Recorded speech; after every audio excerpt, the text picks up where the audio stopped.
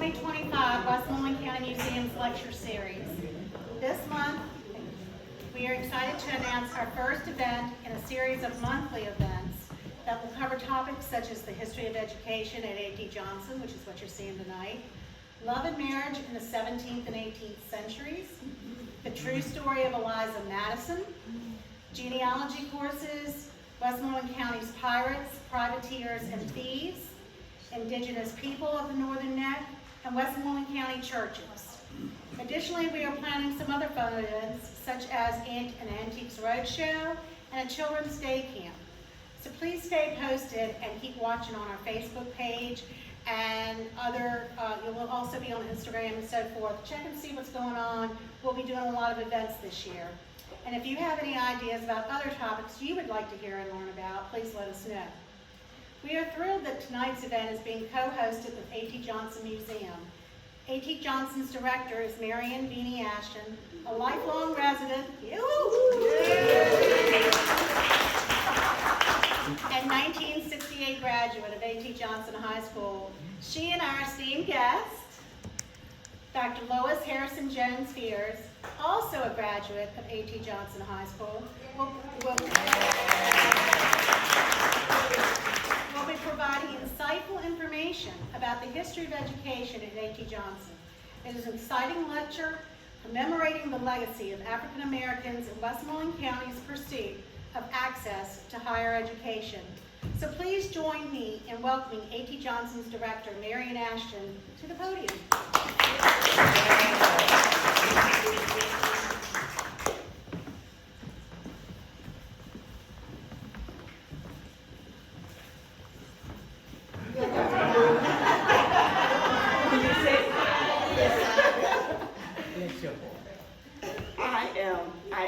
I cannot tell you how excited I am to see all of you here today.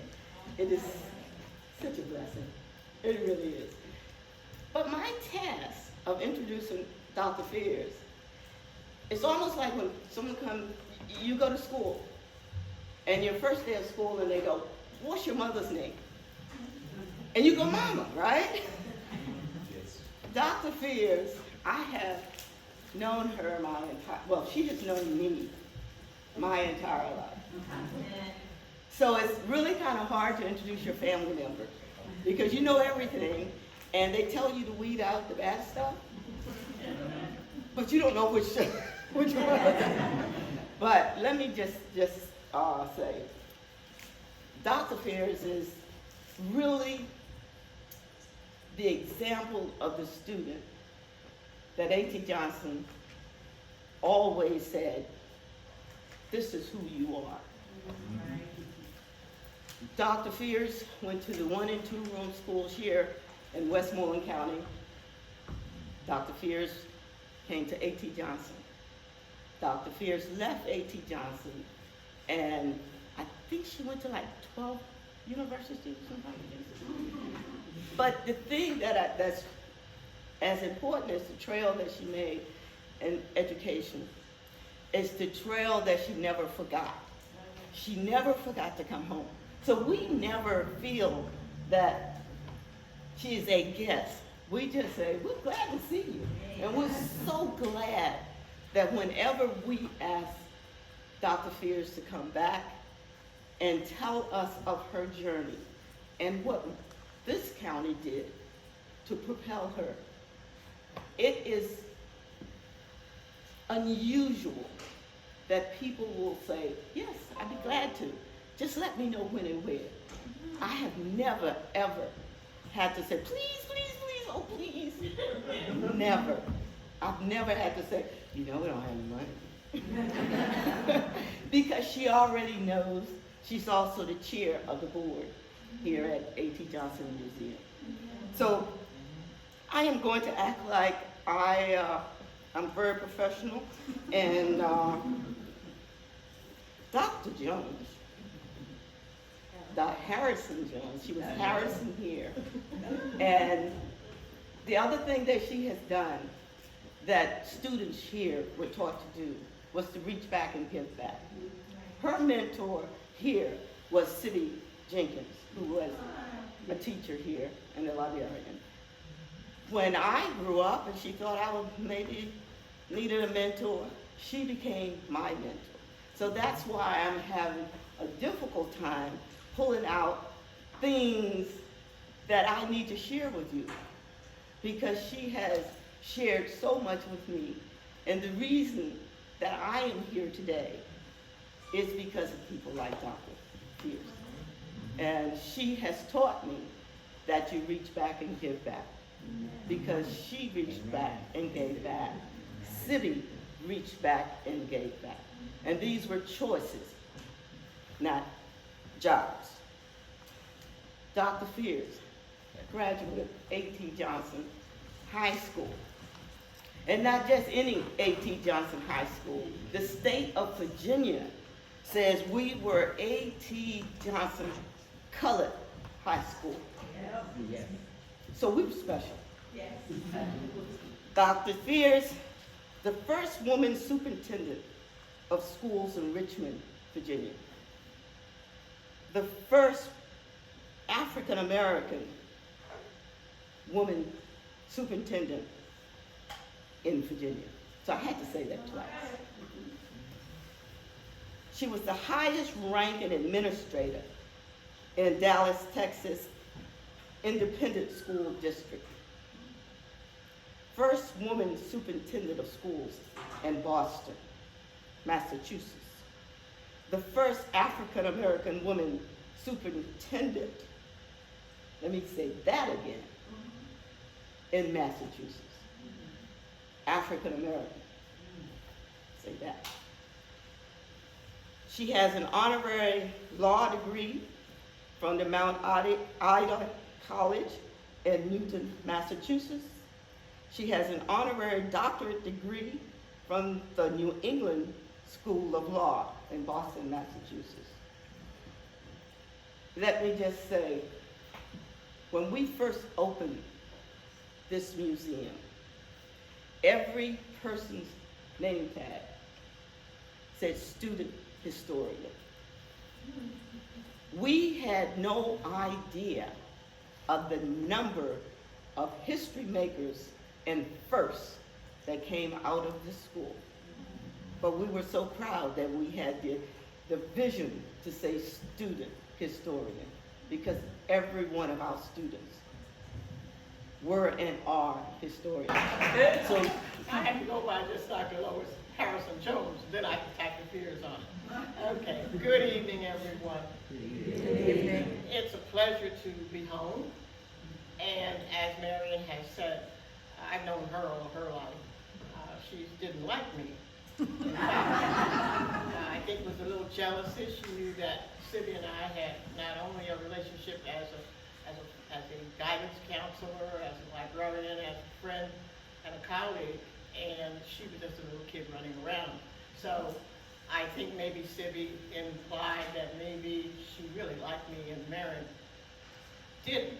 And actually, we have grown to be friends, and I've learned so much from her. She's a multi-talented individual, and it really has been a pleasure to see how she's taken and preserved this building that has so much meaning for those of us who attended this school. As she stated, my name is Lois Harrison-Jones. I come from the coastal district of Westmoreland County, specifically Sandy Point, which is the southernmost end of the county. And I see a hand raised because we are around. And yes, students in Sandy Point did go to school. From looking around in the room, memories come flowing back. So from Sandy Point, I attended the Sandy Point School, which was a 3-room frame building at age 5. I entered as what was called the primer, which is the kindergarten of today. And I was the 8th of 9 children born to Pauline and Fillmore Harrison of Sandy Point. So the first day of school, first day we came here, There were 104 of us as freshmen. That room was our freshman room. Can you imagine 104 children in that room? We were there, but we were so excited to be in high school. We've been here, I've been here many times, but not inside this facility as a student. There was something called May Day. How many people remember May Day? Okay. May Day, the elementary schools around the county came to this building. We did things like wrapping the maypole and those kinds of experiences. And it was really quite an experience. But to come here as a student, I was simply terrified for two reasons. I had never been in a school to see that many children in the same room, and I missed the bus. I was 12 years old, 8th grade. My mother could not drive. My father was working in Baltimore. I drove the car here. Parked over in back of the Ag building. Came sliding in the door into that room. Teacher was a Miss Howard. She looked up and said, "Where did you come from?" And I had to say I would miss the bus and I had to come. So she said, "Just come on in." And so that was my initial experience here in what we call the big school. Believe it or not, this room looked large to me. Of course, coming from a 3-room school, a rural school, it looked very large. The children seemed very intimidating. Hazel, as we called her then, and the Newton, as we called her then, and the Crown, as we call her now, they were the big girls. And we said, they look like women.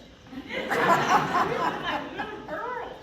If you look at the poster, the flyer, if you see the flyer that was sent out, there's a picture of my class. I'm on the third row, the third from the right, with the bangs and the ponytail. Actually, I came in with pigtails. And I was told, you don't wear pigtails to high school. And I said, oh, okay, and Jerry sent me out, and I took the pigtails all out. So it was quite a thrill to be in the big school and to be here. It has been a thrill to try to transform and preserve the school, and I'll talk a little bit about my role in making that happen. And of course, all the way to where Mary now has taken over the gauntlet, and she's moving it forward, and we're so proud of it. But I was asked to talk about the history of A.T. and beyond, because A.T. Johnson took many of us beyond here. As was stated, I graduated from here in 1950. Do the math. 78 years ago. 1940. No, I graduated from here. I entered in 1946.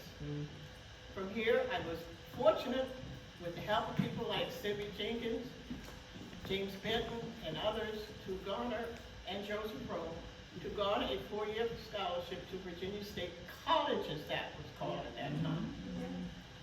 Went there and had the pleasure of being among a group of students who could boast to the fact that no one from this high school had ever attended Virginia State College at that time, and certainly not during my time, that ever had to take an entrance exam that they failed the first time. That was an entrance exam that tested your proficiency in mathematics and in English, and your ability to write. So we took pride in that, and people say, oh no, you didn't come from that little school, that little country school, but we did, and so we were proud. That led me to be able to go on to Temple University of Philadelphia, major in reading, and not again be concerned about passing. That helped me to go on to Virginia Tech, where there were cohorts there, members of my cohort, who were paying large sums of money to students to type their assignments and their dissertations. Here, when I was here, typing was a mandatory course. Right back there was a typing room. We were required to type 45 to 50 words per minute with speed and accuracy. That allowed me, coming from A.T. Johnson, to be able to not only not have that expense, but also to actually count for other people and to get a job as a bookkeeper in Philadelphia before coming into education. So not only did we get a basic curriculum here, but we had a lot of the other skills that made you able to function out in the world. So where did it all begin? I'd like to begin by putting in perspective the long journey to the establishment of a secondary educational institution for black students in Westmoreland County. Primarily known, as you know, in Westmoreland County, is our record of having such prominent and celebrating Americans that are known throughout the world. And of course, our picturesque location. We are used to looking at water. I grew up looking at the Potomac River. Didn't see much of me, but there are people who come back to look at the Potomac River and to live and see that you can see every day. Beautiful scenery, you can see here, you can flat land, you can see a farm, and you can see the waterfront, etc. But in this area, and in Virginia in particular, you know that like many southern states, Virginia's Northern Act did not legalize formal education for African Americans until 1870. From that date to 1958, black students studied in small 1 and 2 room schoolhouses throughout the county, much as the one I described that I attended. And they remained segregated until 1970. Now, despite inadequate physical facilities and supplies, these schools were places where resolute and creative teachers taught their black or colored, as we were called then, students who studied, learned in this particular places that nestled between the Potomac River and the Rappahannock River. Now, who were these people who first came? Westmoreland County's African American history dates back to the 17th century. The first enslaved Africans were imported to the colony in 1619. During the earliest years, both enslaved people from Africa and white indentured servants were imported to the Northern Neck to work on farms and plantations. Their numbers were few, but by 1681, approximately 3,000 enslaved Africans worked alongside approximately 15,000 white indentured servants. The indentured servants were released upon completion of their sentences, but the enslaved Africans were not. But alongside this backdrop of slavery, there were also families of free blacks. These people may have gotten their freedom as a result of having been bought, or actually, as you well know about the Carter situation here, of being freed by their slaveholders. At the end of the 18th century, one of the wealthiest men, as we've all heard about here, Robert Carter III, made the very unpopular decision at that time to slowly free his slaves. Though still denied they were free, but they still did not enjoy full freedom. Because there were certain things that were limited as a result of what was called black laws. These were people who many of them had served in the American Revolution and really ended up getting pensions. Some of them were Buffalo soldiers. If you know the county, you know there's a marker. We had a real live Buffalo soldier. Many of us drove past the house each day and didn't know about it, but they attended. And there were other black men who served in the military to defend our country. For example, my father was in World War I and stationed in Europe. I have a picture of him sitting in front of the Louvre. But he was only allowed to give supplies. He was not allowed to carry a weapon. Now, what were the choices then for families in this area during that era? So in the early 20th century, in the Commonwealth of Virginia, there were basically two ways for black families to ensure their children received a secondary education. One option was to a private school for a chosen few, but at great expense. A second option was to send their children away to friends and family living in the northern states, mainly Maryland, New Jersey, the District of Columbia, and Pennsylvania. That's how you find so many people who know each other from those states that know each other. Just ran into a cousin of mine over here who grew up, whose parents grew up down here. She wasn't born then, but Pennsylvania. There are a lot of people from Westmoreland County in Pennsylvania. And many of them later more went to Washington, D.C. Now, the other option, well, if they were sent, they still had to contribute something. The payment for the lodging generally came from some form of food, as vegetables, chickens, eggs, that type of thing. In other cases, the student would perform either farm work or housework. Now, neither choice was very appealing to the children's parents. Meanwhile, a third option became available. In 1930, a space was added to Potomac School in Hague to provide up to 9th grade education for black students in Westmoreland County. Is that right, Hazel? Okay, I have to check. That's where we ate in our classroom. But I understand that the cafeteria later was added to the campus. And a baseball diamond was at the rear of this facility.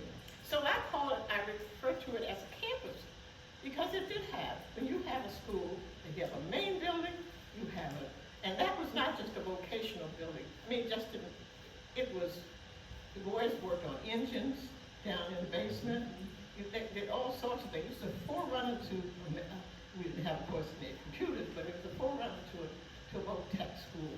And then, of course, the home economics building was there, and as you know, many years ago, most school districts throughout the country eliminated home economics as a course. But it was here, and that's where many of us learned homemaking skills that bode well for us throughout our lives. When free transportation was made available, 4 buses transported students from all 3 of the county districts: Copeland, Montrose, and Washington. Copeland, the southern end; Montrose, the district we're in, and then the northernmost, the Washington district. That was sometimes driven by student drivers. Some students at that time were war veterans. They came back. They had been either drafted or they volunteered to go, and they came back to finish their education here. One of those students was a veteran, one was not.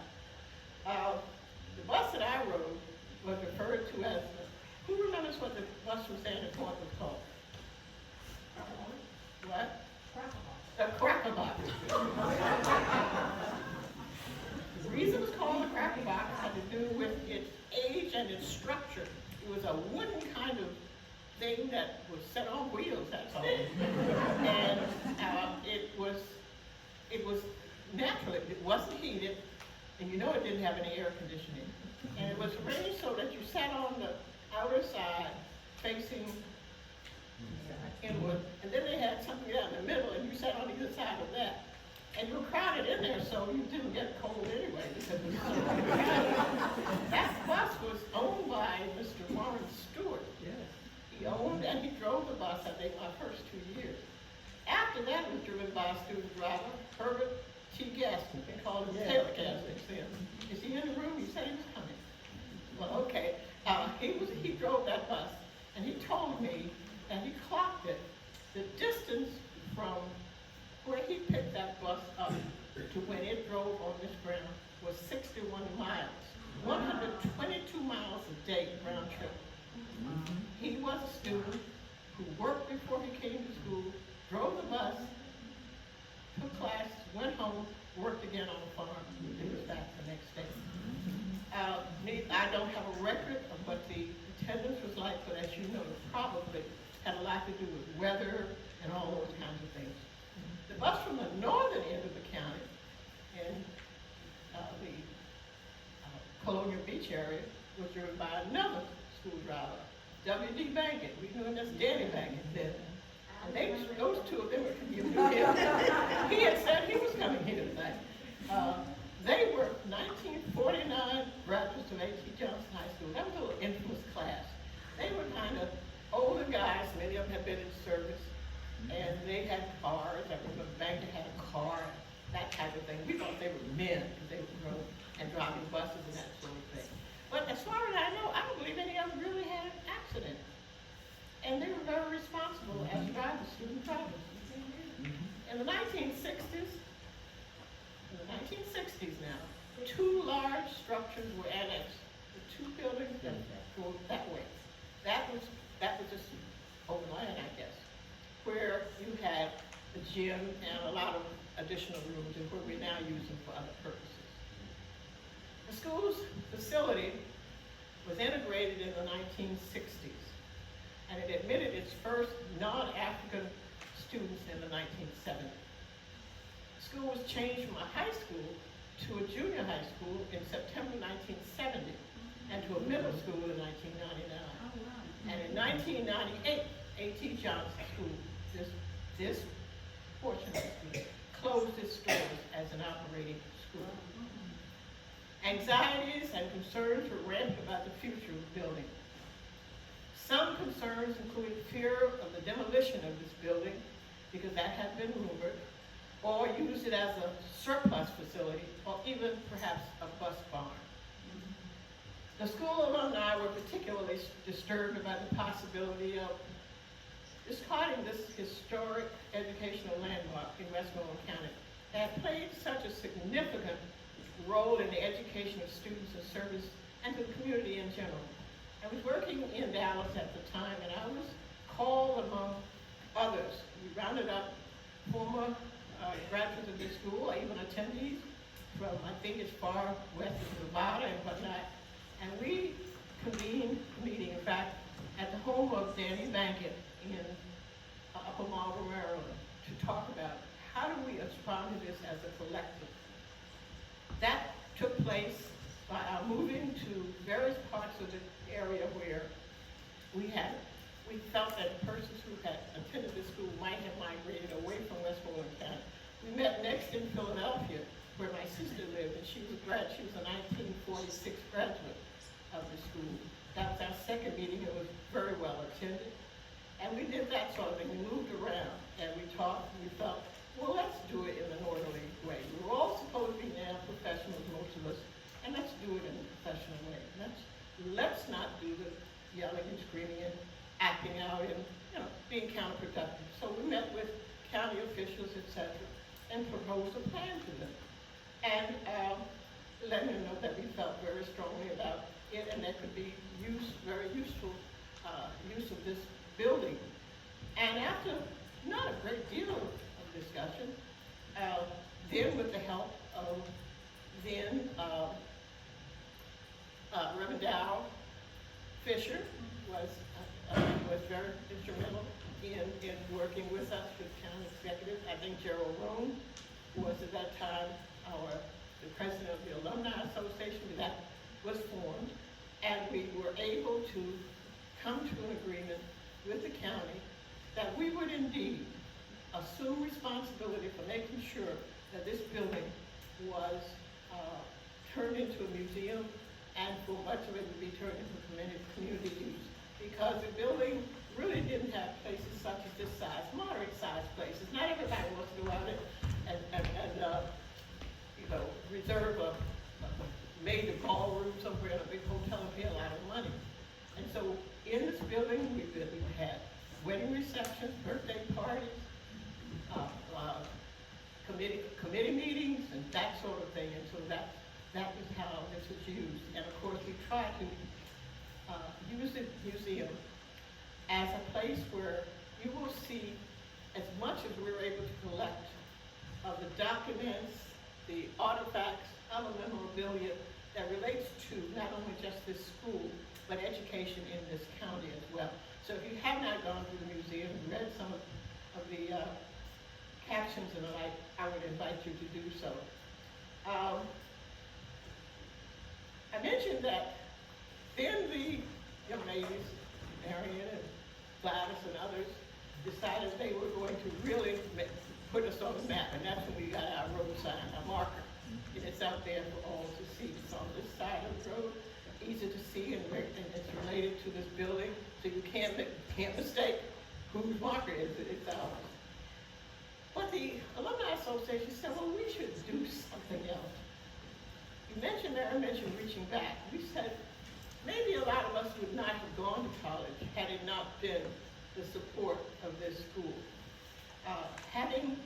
They were giving then, I believe, 2 scholarships. I happened to graduate as a salutatorian, so I was able to get a 4-year scholarship, but whatever, that's 2 out of 24. So one of the members of the class of 1950, my class, Earl Richards, who had moved away from this area to Washington, D.C., owned a cab company and had been able to send his 2 daughters to Hampton University, but he didn't get a chance to go to college himself. So he kept saying, we need to do something.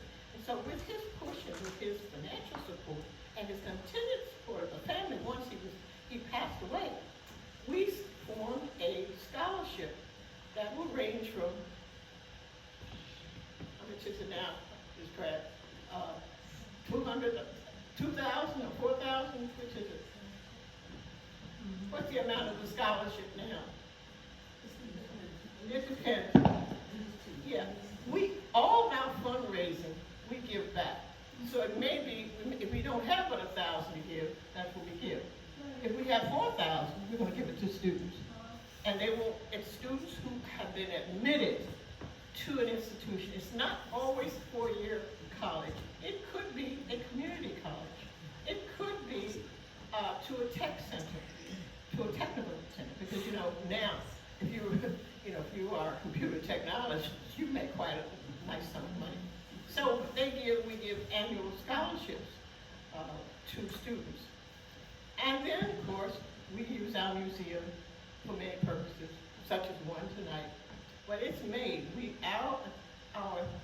you Google us, you will see that we state that the museum was established to preserve and to make available to the public the history and legacy of education for African Americans and the contributions of African Americans in the northern neck of Virginia, especially in Westmoreland County. It's a depository of collections, artifacts, memorabilia, documents, and other matters related to the school and the community. But perhaps the most important things about this school are the products of this institution. Now, I'll mention something that I consider worthy of mentioning, and it's the success of its graduates in college and other career choices. I mentioned we've gone to colleges, and most of us have done well. So it meant that we had a foundation here that helped us to do that. There are many of us who've been able to break the barriers due to academic deficiencies. 1932, Potomac had an enrollment of, big enrollment, 19 students. Then that was the Civil War, and I'll talk a little bit about the aftermath of the Civil War.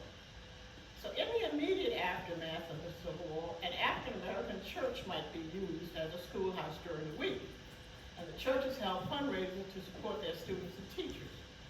Making education available to African Americans was a crucial post-war change, as educating African Americans, enslaved or free, had been a criminal offense. That ended with the Civil War, but in 1870, statistics still showed that African American illiteracy was at 79.9%, and even white illiteracy was at 50%. But the push for education for black students continued. A change was in order across the board.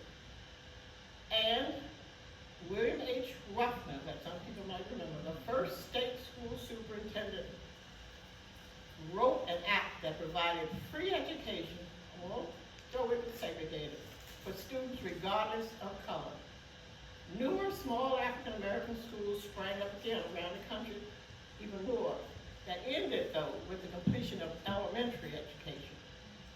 In response to continuing requests for high schools from black citizens in the county, in 1932, the school did authorize the African American League to buy 4 acres of land near Templeman's. This is called Templeman's Crossroads, for the purpose of building a black high school. The land was bought in 1933, but it would take 3 more years until 1936 for the contract to be awarded and the work to actually begin. Some funding for the project was received from the WPA. How many people remember WPA? Well, that was the Works Progress Administration, which was a New Deal agency that employed millions of people to work on public works projects such as roads, bridges, and yes, schools. And that was during the Great Depression. It was created by President Franklin Delano Roosevelt in 1935. Wealthy northern industrialists created educational funds that would help fund Westmoreland County's A.T. Johnson High School. The school board and citizens had to fund the rest. Armstead T. Johnson, an African-American educator and community leader for whom this school is named, and Mamie Roan Selden were 2 of the leaders of the grassroots effort for this construction. Mamie Roan Selden's, there's a plaque as you enter the door on the left side that is in her name, or in her honor, really. A.T. Johnson School for African Americans then officially opened in 1937, and it was for grades 8 through 11. On the side, as I said, of the road that was then called Historyland Highway. How many remember when it was Historyland Highway? It's King's Highway. It changed somewhere after I left the area. Raymond Dowling, a young black architect, father was a 1950 A.T. Johnson graduates, Cherry Dowling Blackwell, participated in the design and construction of this building. There's a tribute to him as well at the entrance of this building. This building is considered, represents a structure is called the colonial revival style. This 1-story red brick building is recorded in the Virginia Landmark Registry, as well as in the National Registry of Historical Places. A landmark attesting to this is in front of this building. This took a bit, it took individuals, and I give much tribute to Marion, Gladys, Hall Johnson, several of you went wherever you had to go to make that happen. And we were really proud to have that kind of recognition of this building that we were impressed with, but now we wanted the world to know that it was a historic building. This building is as sound now as it was the day I walked in. Many buildings have come and crumbled. I don't know how they did it, but the floor doesn't creak. That stage is just as it was. A few takeaway here and there, but it's basically the original building. If you look at the bricks, they're fired. You don't see mortar falling out. And now you get a brick house and you got to upgrade it shortly thereafter. So it's well built. The original school had 4 classrooms. 1, 2, 3, 4. And an auditorium. This is the original auditorium. Mr. C.P. Hazard was the first principal, who had been the principal also at the Potomac School when it was used for a high school. There were 3 full-time teachers. 3. And they, the 3, received a total salary for a year of $1,997 divided. The school year was 9 months, and there were 96 students in the first month. Recorded documents of funding received to build the school include, and as I said, you will get different numbers depending on where you look. But this indicates that $9,900 came from the WPA. Remember that New Deal funding that President Franklin Delano Roosevelt signed into law. $4,000 came from a fund called A.F. Slater Fund. $3,000 came from Black School Leagues, which was the forerunner of the PTAs, and a total of $4,000 came from the Slater Fund, and 3,000 came from the black school leagues and the black community at large.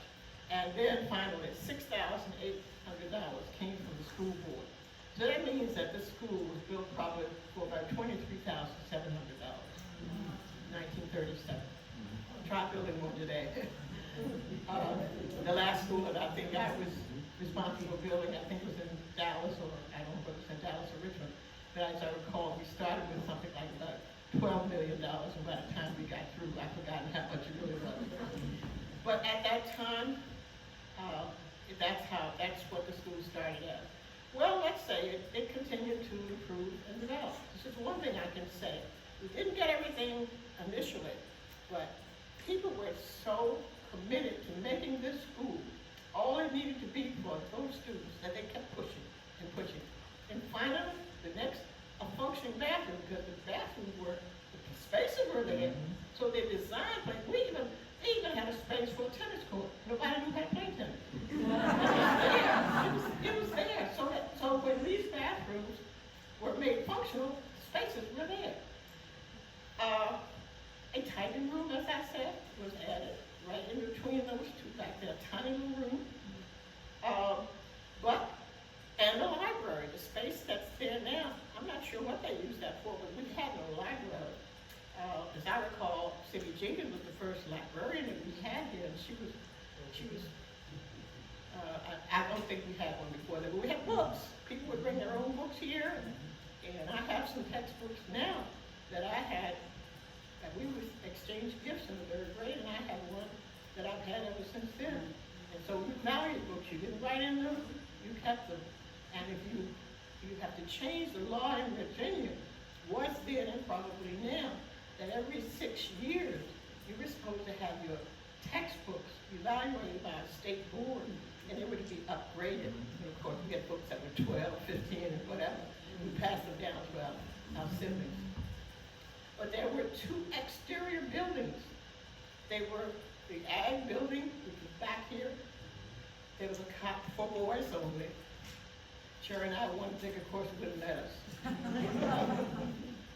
The home economics building was a cottage, standalone house that taught you those skills. And Mrs. Daughtry was then, Mr. Joe Rohn was in the ag building. And a cafeteria, not from my time, but a cafeteria was later added. That was long after I left. We ate in our classrooms. This was our science room back here, biology room. And they had a lot of things in formaldehyde, snakes and whatnot. I didn't eat much, because eating in that room just wasn't something that I felt like I wanted to do. You had to write. A requirement for graduation from this school meant at the end of the 4 years, you were saying, I'm ready to get my diploma. There was one final challenge, and it was you had to write and deliver an oration. On the stage in your classroom, you had to write something that was succinct and was approved by the English department, and you had to be able to stand before and look at an audience.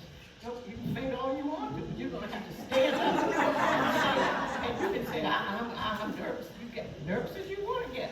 Let your knees shake, whatever. If you want to get out of this school, you're going to be able to stand and make a compelling delivery of a topic that you've chosen. My topic was opportunities and responsibilities of youth in the atomic age. Now, there was no nuclear. This was in the I'm talking about in the 40s and 50s, the atomic age. I predicted several things that I predicted in that oration come to pass. One was the microwave. I didn't like to cook. And I always said, I think there ought to be an easier way, a faster way to cook. So it came to pass. The vending machines. The first one that I saw after I got out here was at Horn and Hardin in New York, where you had a vending machine. The other was, remember Dick Tracy? Anybody remember Dick Tracy? And in the comics, they would have pictures of these cars under these big fins. And then they had these, what they called clover leaves. highways to go over each other. Well, they now just call overpasses. And so it's normal. And the fence came in the, if anybody's in the room, Lucius probably remembers that, while Lucius knew, when they had those fins in the late 50s, big cars came to pass. I never thought that they would ever get that big, but they did. And then lastly, something's more recent. I have to say that I didn't like to ride long distances, and that perhaps that should be something on a major highway that might be a stream of light or something that you would log onto the road and it would link in and you would just sit up there and ride until it's time for you to get off and then you would unhook and go off. Well, the closest they came to it was cruise control. But now it's a driverless car. I didn't predict that. I don't know how many of you have ridden in one. I'm not ready yet. So those were the things. And then how many of you saw the movie The Fly? I said that if this man can decompose in a little chamber and then reappear in California, then maybe we ought to be able to do that. Well, we haven't been able to, that didn't happen. So you can remember, I'm talking about a long time ago when you had to stand here and make that presentation. And it couldn't be 5 minutes, it had to be a significant period of time. Okay, so with that, something else, as I mentioned, typing that they required allowed you to be able to get gainful employment even before you went in your major profession. And I'm especially,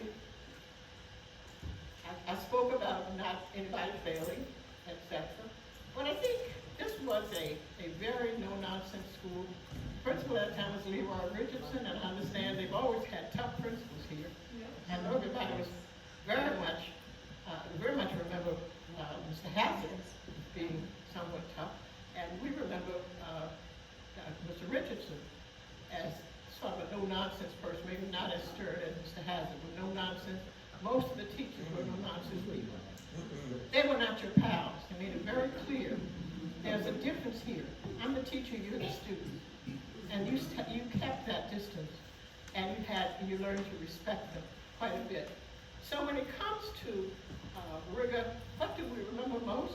I asked, I believe, to pull out something that we were forced to remember when we were in school life. But, one time we used to have to learn a poem overnight, but now I can't do that anymore. So I want to.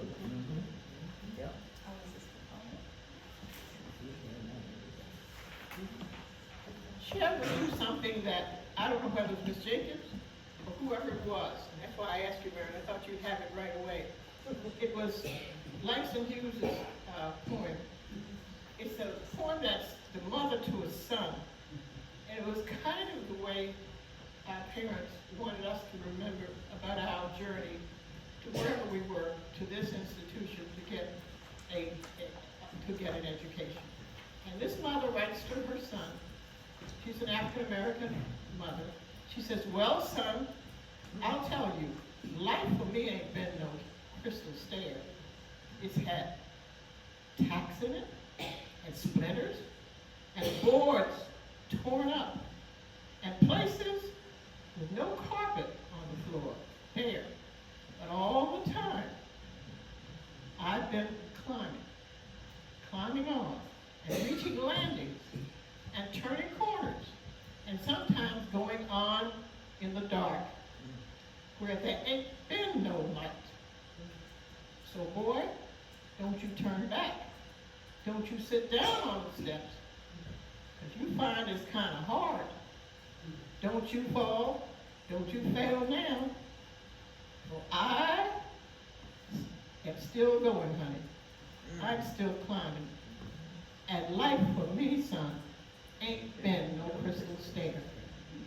Life at A.T. Johnson was no crystal stair. But many of us felt that we had nothing else to do but to keep climbing. And so I'd like to end by thanking A.T. Johnson High School, its administrators, faculty, and staff. I'm proud to say that I've never had to apologize for the quality of education that I received in this Amen.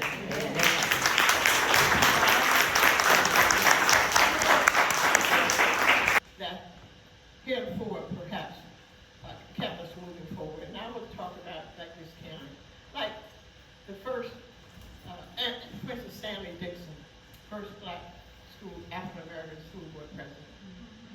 Darrell Fisher, county executive. Joyce Clayton, first African American assistant superintendent of schools in Westmoreland County. And many others who went on to become college professors, pastors, teachers, principals, successful farmers, doctors, lawyers, nurses, librarians, government workers, military officers, and the list goes on. Every one of those categories I can name for you by name one or more persons who moved out of here and held one of those positions. We've gone to some of the most prestigious colleges, Tuskegee, Howard, Harvard, you name it. During the time that I taught for 3 years at Harvard, there were persons, they had remembered, in fact, I'm trying to think of the name of the person, who had come from this county, and I assume this school, and he had been successful and had taught there at Harvard before I got there. Yes. And then I think we can attribute some of the success to the gainful employment opportunities, as I said, that afforded graduates to go on and do great things. In fact, some persons have said that a diploma from A.T. Johnson could be considered comparable to a college degree. Now, that's debatable, but that's what's said. And then we need to credit it for the fact that it saw this school as a comprehensive high school of studies, not just vocational or where we do just trades, but that as well as academics. So we taught, Hazel and I were talking about chemistry and biology and all of these things that were taught right in these little rooms. And yet we had a person who was at Virginia State College at the time with me, who had the highest GPA in that entire university, who was a graduate of A.T. Johnson in chemistry. And we didn't even have a chemistry room. We had a room that was a science room, biology, chemistry. Everything was taught in that one room. So as important as facilities are, more important are qualities that your teachers possess and their commitment to making sure you would study. So we told you about the bus. We did our homework very often on the bus. If you're going to ride for an hour and a half, you might as well do something. So no excuses were allowed. You still had to perform. And then, of course, I think something that so many people forget when we talk about skills and academic requirements, we forget what we call the soft skills. Many folks are brilliant. We know they're geniuses. We know that the research shows that the most successful people in the country were not persons who particularly were the A students. Some of them were the average students. Because they said, if you're so smart, you're smarter than everybody else, you don't have to talk to normal people. You may have had supervisors like that, always talking above somebody's head. And you say, what is he or she talking about? So they felt that the research shows that people who are able to communicate and deliver and work with people are the most successful, and they're the people, for the most part, that really do the great things in our country. And I have, what are we calling soft skills? I'm talking about things like deportment. Our report cards had deportment on it. Just behavior. That was the first thing your parents looked at. And I don't care how many A's you have, you got an F on deportment, you're in trouble. So deportment was important. That doesn't appear anymore. That's not listed as important. The other, discipline. Everybody had the right to hit you if you were wrong. Amen. Nobody, everybody was your parent. Your eyes, people will never let you get by with anything. Before you could get home, somebody had reported you. So deportment and discipline, and you were disciplined. You were allowed to do. I don't believe in corporal punishment. punishment, didn't do much of it as a principal, but I always told the students, don't make me. You can make me do it. I don't want to do it, but trust me, you are not going to sit in this school and not allow us to teach you. You're not going to be in my classroom. And I taught middle school. Last class, 22 boys, 11 girls, 33. All the boys that nobody could handle, they said 7 weeks. It was 21 years old. So you need to, students like you for it, really. They come back and thank you. So that's a soft skill. Another one has to do with dependability. How many folks have told you, I'm going to do it, and you don't show up, they don't call in, they don't come to work? That's a soft skill that if you lack, you're not likely to be successful. What about regular attendance? I would say to my students, you may not learn anything if you're here, but I can tell you one thing, you won't learn if you're not here. So attendance, regular attendance, effort. How much effort? And then grading on the basis of performance. I almost had a heart attack when I found out somebody was saying they were going to give a child grade for turning in the paper, blank sheet of paper. Yeah, what message is that sending? It's the wrong one. So these are the kinds of soft skills that this school had as non-negotiable. You did not respond to these requirements just as you responded to English and math and so on. And finally, I would like to come to what you might call my story. My story, I started with the history of Westmoreland County, Virginia, and Westmoreland County in particular. I'd like to give you a little bit about my journey, my story. As I said, I entered Sandy Point Elementary School in 1946 and enrolled in what was called the primer. Sandy Point School was a small wooden building similar to most of the other colored schools in the county. Sandy Point replaced the former Frog Hall. I didn't know about that. That was the school that predated Sandy Point, and it was located across the road from Sandy Point. I was fortunate to live near the school, so walking there was relatively easy for me. I could actually hear the bus, but I didn't need a bus. I could walk down to the school. This was not true, however, the children who lived in the lower part of Sandy Point, where no bus transportation went that far.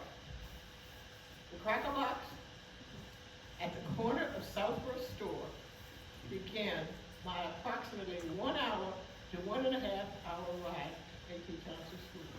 I told you about the condition, no heat, no air conditioning. We came here, grades were 8 to 11, but if you count, see, we didn't have a 12th grade here when I came. This school went 8 through 11, but if you count the primer that predates first grade, you still had 12 years of instruction. So we were admitted to college and given the credit for having a full school minimum number of grades. The school here offered standard courses, English, math, history, science, geography, agriculture, and then even before coming here, you had three things that people now tend to leave to you as parents to do. Penmanship. Do you not know that there are people who cannot sign their name? Adults. And why? They said, well, they told me I could just print. And I'm saying, if printing is the same, why on a driver's license or anything else, they say prints, and then they say signature. If it's the same, they wouldn't say that. So cursive is slowly coming back into the curriculum, but it was taken out. Spelling was merged in with language arts. So spelling, how many of you remember that when you had to stand up by the wall and do the times table with the spelling bees? Yes. Yes. So spelling, you say, I'll Google it. Well, we couldn't Google anything. And we had to learn how to spell, and we learned how to write, and we had to use logic. Remember, you would read and someone would say, what is the moral of that story? And you had to say what the moral was. Hold on 1 second, guys. Hold on 1 second. I want to thank you so much. It has been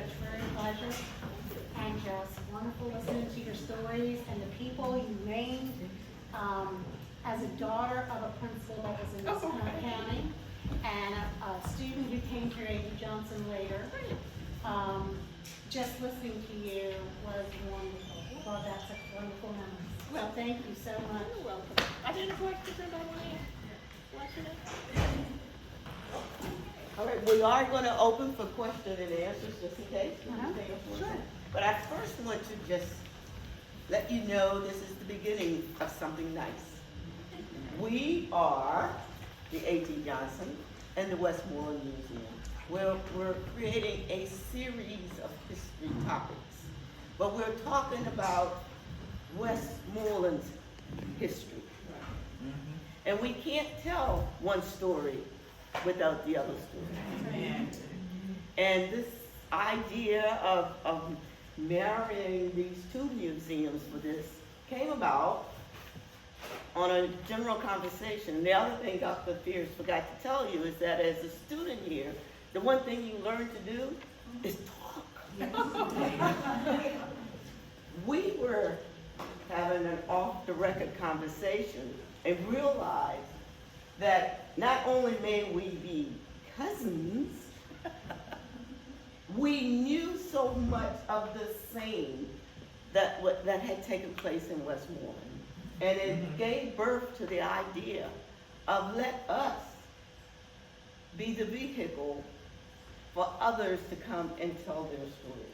Because no one can tell your story better than you. But the thing that makes me upset is when someone tries to tell my story that doesn't look like me. That's right. It bothers me. Because I think what you're telling is what you learned in school. What I tell you is what I learned by living. There is a difference. Off my soapbox. Clarity, let me just say we've mentioned Sibby Jenkins' name a lot tonight. And the reason is because Sibby was my aunt who started teaching here in 1948 and taught until 83, I think.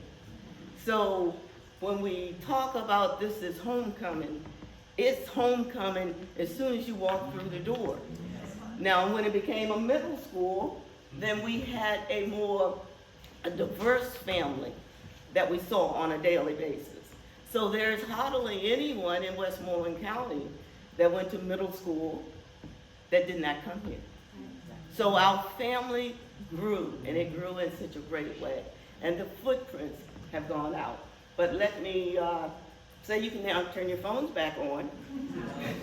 And then the women's room is that way, the men's room is. Let me ask one thing. I'd like to know how many persons in this room attended A.T. Johnson Middle, Junior, or High School? Raise your hand. A lot of people. Okay. Wow. All right. I thought that may be the case. So there are those scattered around. Many people said everybody's left in Westmoreland. That's not true. And there are some of us who never leave, as we stated. Once you're here, you always come back. If there are no questions, I'll tell you it was a pleasure to be here, and I look forward to at least maybe seeing it on YouTube, the other series, and thank you for allowing me to kick this off.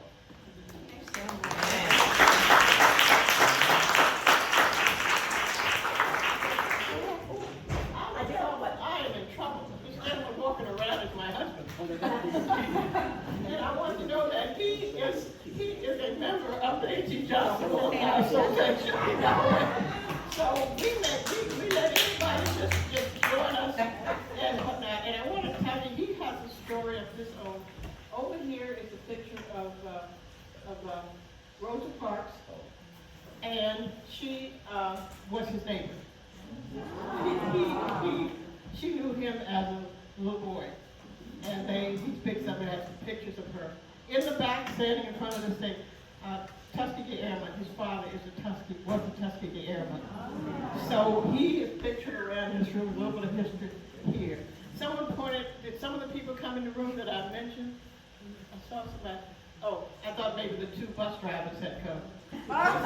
They said they were coming. But I did want to thank you, Anthony, for here and for being our tech person and for seeing a little bit of the fact that we too include you in some way in the museum. And thank you for being a A.T. Johnson graduate, but a member of our alumni association. Have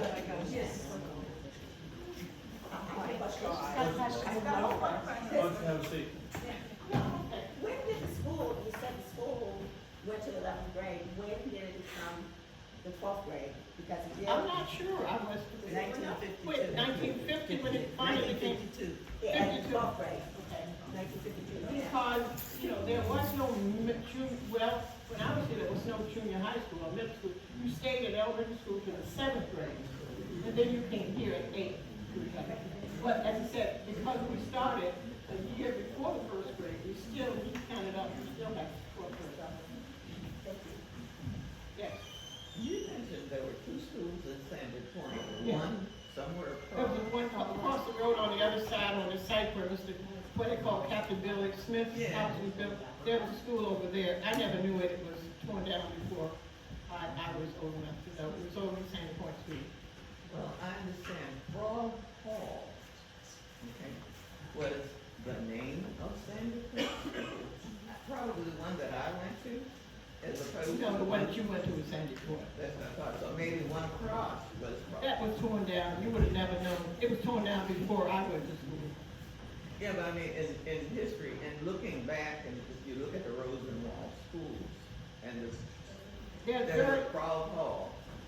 I tell you what little you can find as you try to search, there's very little about it. There was a picture that somebody had at one time of that school, but it's something that nobody in my family remembers ever seeing it. As I said, the only person that I know who has said that there was a school, and I think he may have attended, is what they call Captain Billy Smith, who was Roberta Smith's father. But he remembered that there was a school there, it was called Frog Hall. Yeah. Frog Hall was established in 1928. 28. I wasn't around then. I'm sure I wasn't. Thanks, Mary. Any other questions? Okay, thank you, and enjoy the rest of the evening.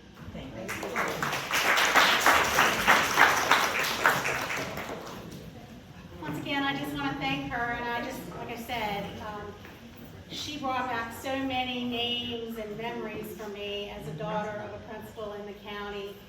Hazel Crabb, Hazel, and Edna, as other people would call her. My mama, you were Hazel, and she was like my mother's right-hand person, and that is a woman who has been my mentor throughout my life.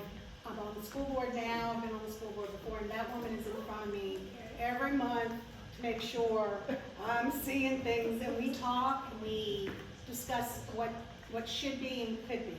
So she's a great one. Joyce Clayton was also one of my mother's great teachers. And so the names that you brought up certainly bring, you talked about tough principals. Joe Tompkins. When I was here, there was no one, I don't think you could say there was anyone that was not any stronger than Joe Tompkins. So thank you so much. I also want to acknowledge tonight my board members that are here tonight. We have Rebecca Gillians over here. Please stand. These are on the Westmoreland County Museum. We have Gwen Odell, and her husband, Carl Odell, was also a teacher here in the county. He was here, okay, during integration. So my mother was the first white principal in a black school at Montrose Middle School, Montrose Elementary. She was the one that helped to integrate the schools then, and he was also here helping to integrate the schools. Deb Newman, who's on our board. Janice Jones in the back. You're supposed to be, there you go. Kay DePray, back in the back corner. I don't think I've missed anyone else from ours. As well as my current employees, Teresa Martin, who is my right-hand person, and even though she grew up in North Carolina, her grandmother went to this school, and her great aunts went to this school, and so, yeah, her grandfather went to the school. So she's here, whether she you knew it or not. She's embedded here. Pat Naleski. And Keith Wise, who's currently our history teacher at the high school. He came through our school system and also is working with us on the weekends. Your board, do you have other board members that you'd like to introduce? Four of my board members, I think, was on the bus with Taylor. and obviously they didn't pay the toll, so they didn't make it. But as you know, Dr. Fears is the chair of our board. Woody Carey is on our board. He's not here, but everyone knows him. And so our other board members are not local, but they are they're scattered around, and they were going to come in and that was Terry Blackwell, whose father was mentioned in Dr. Fears' talk, Raymond Dowling. He was one of the architects of this school. The one other thing I wanted to say about my board is that they have been overly generous. But they told me that we didn't have to be selfish with this thing, so we do have a donation. That all the funds will be used for this type of programming for our partnership. The other thing that we should mention is that I have been giving Teresa a hard time. She is employed at the Westmoreland Museum. And you can't steal her. And I've decided that it's best to have her there because this is reminiscent of, yes, because we always know what's going on. Now, Westmoreland can't do anything that we won't know because I know all of her family. All of her family went to this school. Blackmail survives. But the other thing is, when you tour, please remember everything in this museum was donated by former students. Our quilt in there is a long-term project that was started soon after the school had its home economics college, which was built in 1941. The teacher graduated from Hampton Normal School in 1922. And she taught here until the late 60s. That quilt was a project that every student had to learn how to crochet, but this quilt is, what do you call that? It's stitched. Embroidered? It's stitched. You had to learn stitching. And its quilt was that project. The other thing about that quilt that we like to mention is that because it started prior to the war, some of the materials that's in that quilt predate when she left. And then it stopped. And then after the war, the project started again. So if you knew your textiles, and most of you do, you will be able to see the difference in the materials.